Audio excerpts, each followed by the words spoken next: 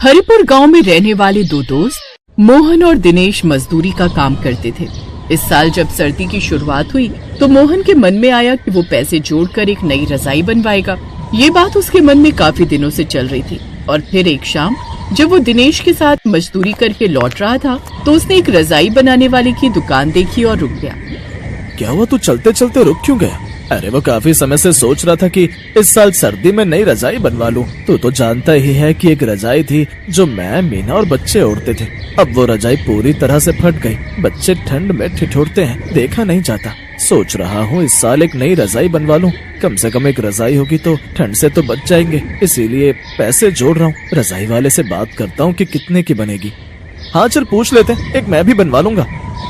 मोहन ने रजाई वाले से दाम पूछे और खुशी खुशी घर आ गया। और एक दिन जब पैसे जुड़ गए तो दोनों दोस्त अपने अपने परिवार के लिए एक एक नई रजाई खरीद लाए। मोहन के बच्चे बहुत खुश थे क्योंकि इतनी ठंड में पहले वो बिना रजाई के ठंड में सो रहे थे।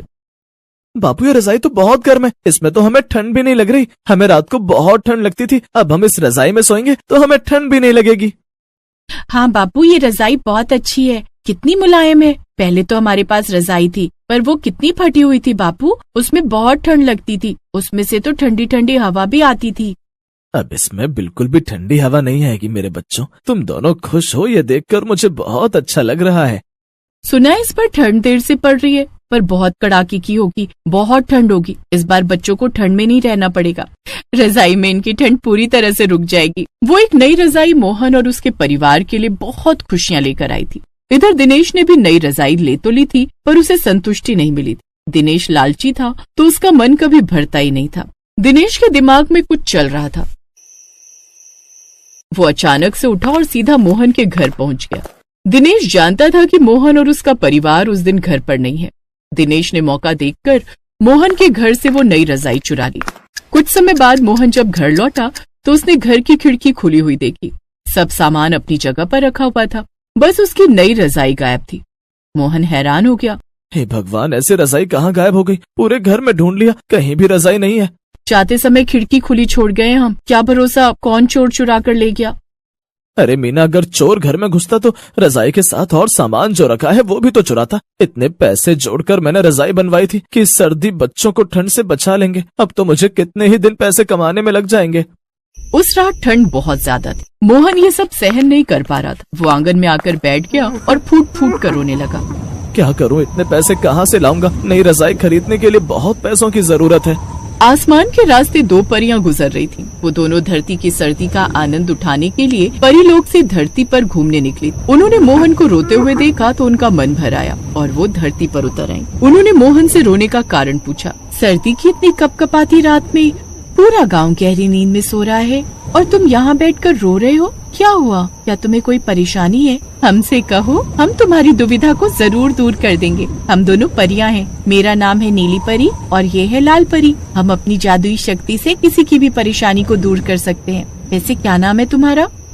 मेरा नाम मोहन है। मैंने पैसे जोड़कर एक नई रजाई बनवाई थी पर मेरे घर में मेरी रजाई गायब हो गई। न जाने कहाँ खो गई। मेरे बच्चे और पत्नी ठंड में जमीन पर बिना रजाई के सो रहे हैं। उन्हें ठंड में ऐसे सोया देखकर मुझे नींद भला कहाँ आने वाली है। इसीलिए मैं बहुत परेशान हूँ।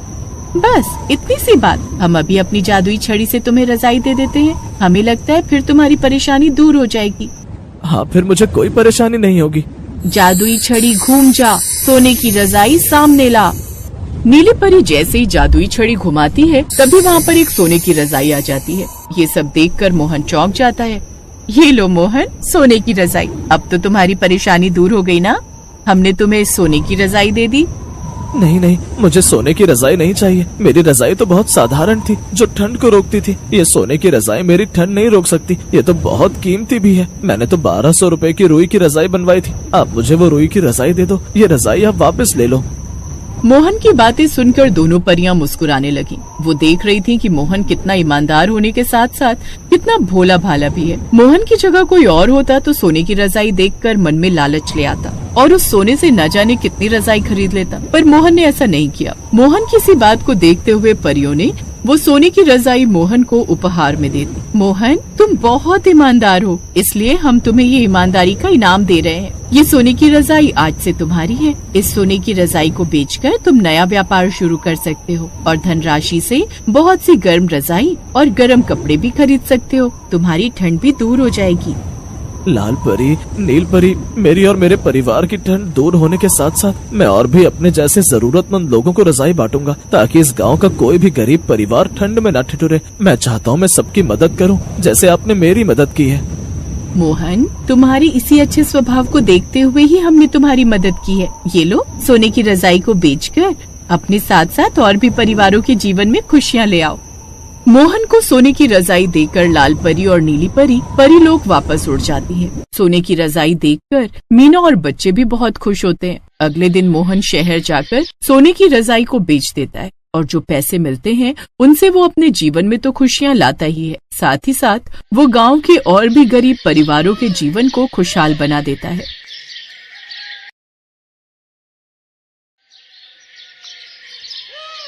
गोपाल अपनी माँ शांता, पत्नी दीपा और बेटी रिंकी के साथ एक गांव में रहता था।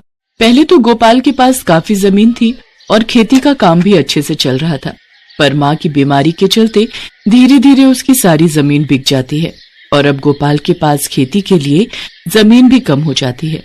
उसका परिवार पहले से ही गरीब था, पर अब उसकी हालत और भी खराब हो जाती है।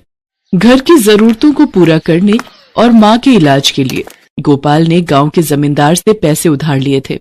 गोपाल के पास कुछ खेती की जमीन तो बची है, उस पर इतना अनाज नहीं हो पाता कि उसका गुजारा चल सके।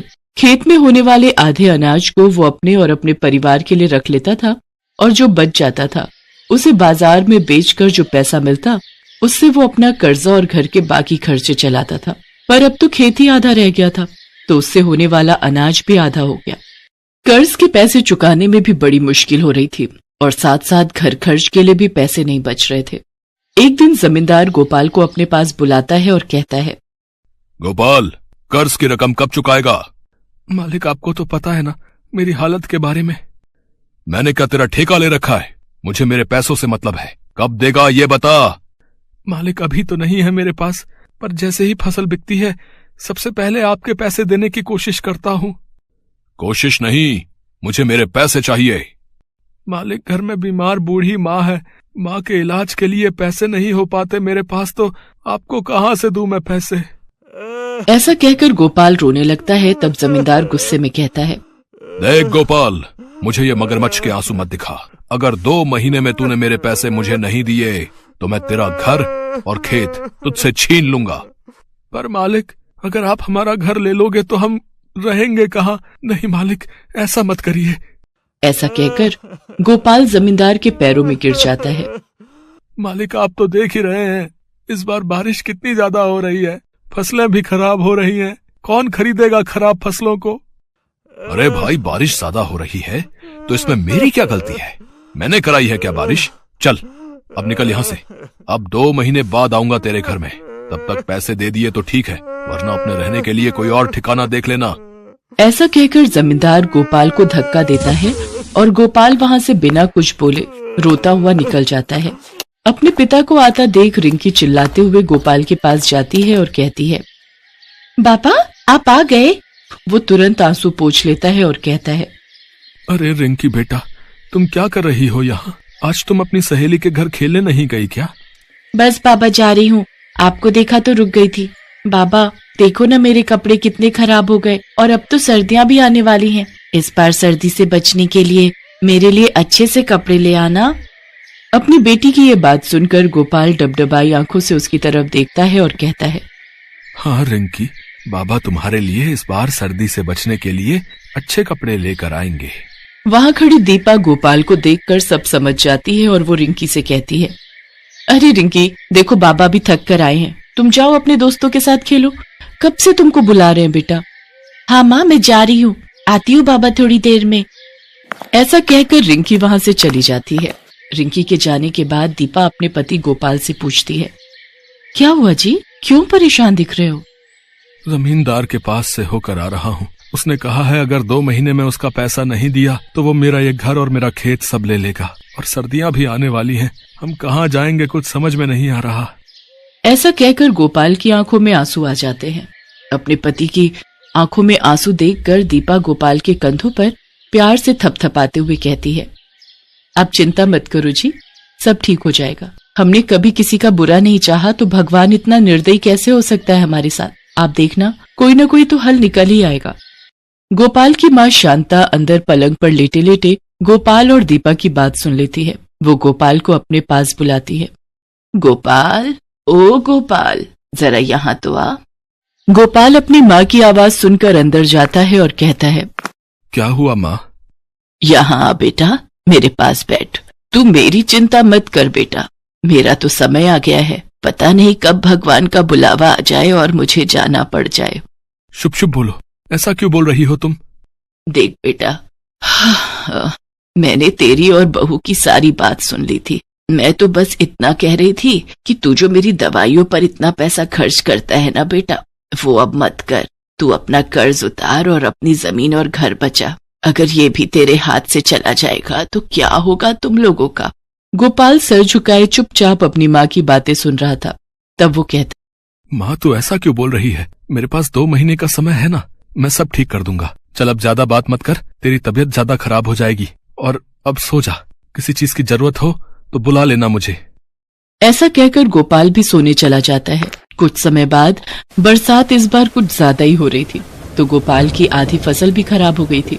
बरसात के बाद सर्दियां भी शुरू होने लगी थी और गोपाल के 2 महीने भी लगभग खत्म होने वाले थे और वो ना तो पैसों का इंतजाम कर पाया था और ना ही ढंग से अपनी माँ का इलाज। शांता की तबीयत अब ज्यादा खराब रहने लगी थी, जिसे देखकर गोपाल की चिंता कुछ ज्यादा ही बढ़ने लगी थी। उसने गांव के लोगों से कुछ पैसे मांगने की कोशिश की, पर कोई भी उसकी मदद करने को तैयार नहीं था। गोपाल और उसके परिवार के पास सर्दी से बचने का कोई साधन भी नहीं था। पैसे न होने की वजह से वो अपनी माँ को ठंड से बचाने के लिए कंबल भी नहीं खरीद पा रहा था। अपनी माँ को फटे पुराने कंबल में ठंड से कांपते हुए देख उसको बिल्कुल भी अच्छा नहीं लगता। ऐसे ही एक दिन वो अपनी पत्नी से कहता है, दीपा, अब कैसे मैं तुम लोगों को बेघर होने से बचाऊं? ऊपर से ये सर्दियां, कैसे बच पाएंगे हम ठंड से? माँ की हालत तो वैसे ही खराब हो रही है। दीपा चुपचाप अपने पति की बातें सुन रही थी। उसको पता था कुछ नहीं हो सकता, वो अब अपना घर और जमीन खो देंगे। लाचार खड़ी दीपा कभी अपने पति को देखती तो कभी अपनी बेटी रिंकी को। गोपाल भी चुपचाप बैठकर यही सोचता रहता है कि अब वो क्या करेगा जब उसके पास घर और खेती नहीं बचेगा। ऐसे ही दिन गुजरते गए और फिर एक दिन गोपाल के घर जमींदार पहुंच जाता है। जमींदार को वहां देखकर गोपाल को ये समझने में देर नहीं लगती कि उसके और उसके परिवार के साथ क्या होने वाला है। क्यों रे गोपाल, हो गया पैसे का इंतजाम? नहीं मालिक। तुझे पता है ना क्या होगा तेरे साथ अब? गोपाल हाथ जोड़कर जमींदार के पास बैठ जाता है और कहता है, मालिक, कुछ दिन का समय और मिल जाता तो अच्छा रहता। इतनी ठंड में कहाँ जाएंगे हम लोग, कुछ तो रहम करो हम पर। जमींदार जोर जोर से हंसने लगता है और कहता है, तुमको अब और समय नहीं मिलेगा। मैंने बोला था ना, अब तो मेरे सामने रोने का नाटक मत कर। ऐसा कहकर जमींदार अपने आदमियों को इशारा करके उसका सामान घर से बाहर फेंकने को कहता है और जमींदार के आदमी गोपाल के घर का सामान बाहर फेंकने लगते हैं। गोपाल की बेटी रिंकी ये सब देखकर डर जाती है और अपनी माँ से लिपटकर जोर जोर से रोने लगती है।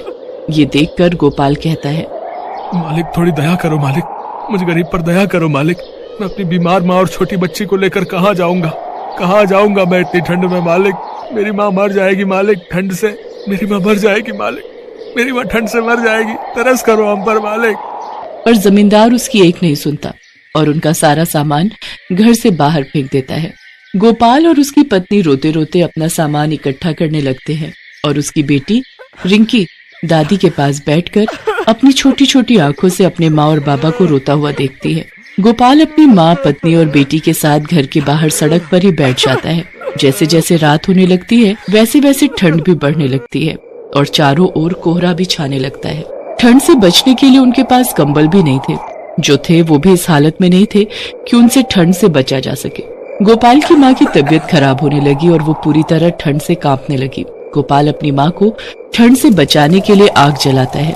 उसकी माँ को थोड़ा आराम मिलता है। कुछ दिन ऐसे ही बीत गए और शांता ज्यादा दिन ठंड बर्दाश्त नहीं कर सकी और वो इस दुनिया को अलविदा कहकर चली गई। गोपाल पर मानो दुखों का पहाड़ टूट पड़ा हो। उसकी आंखों के सामने उसकी माँ ने दम तोड़ दिया और वो कुछ भी नहीं कर सका। रिंकी भी ठंड की वजह से बीमार रहने लगी थी। अपनी माँ को गोपाल ने खो दिया था, पर वो अपनी बेटी को नहीं खोना चाहता था। वो लोगों के खेतों में काम करने लगा और उसकी पत्नी दीपा भी लोगों के घरों में खाना बनाने और साफ सफाई का काम करने लगी। गोपाल ने गांव के बाहर ही अपने और अपने परिवार के लिए एक छोटा सा कमरा बना लिया था। ठंड से बचने के लिए अब उसके पास एक छत थी और उसकी बेटी रिंकी की तबीयत भी अब धीरे धीरे ठीक हो रही थी। पर गोपाल को अभी भी इस बात का बहुत अफसोस था कि अपनी इस गरीबी और ठंड की वजह से उसने अपनी माँ को खो दिया था। हेलो दोस्तों, कैसे हैं आप सब? हमारी कहानियाँ देखने के लिए हमारे चैनल को सब्सक्राइब कीजिए और हाँ, बेल आइकॉन पर क्लिक करना मत भूलिएगा।